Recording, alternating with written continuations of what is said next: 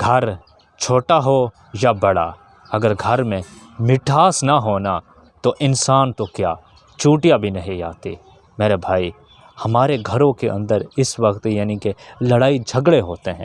اگر ہم اپنے گھروں کے اندر عفو درگزر سے، معاف کر دینے سے، کہ اگر کسی نے کوئی چھوٹی سی بات کر دیے اسے معاف کر درگزر سے اگر ہم کام نہیں لیں گے، اپنے گھروں میں پیار محبت بھائی چارہ پیدا نہیں کریں گے، تو ہمارے گھروں کے اندر یہ لڑائی جھگڑے اور فساد ہی رہیں گے۔ ایک دوسرے کی بات کو برداشت کرنا سیکھیں۔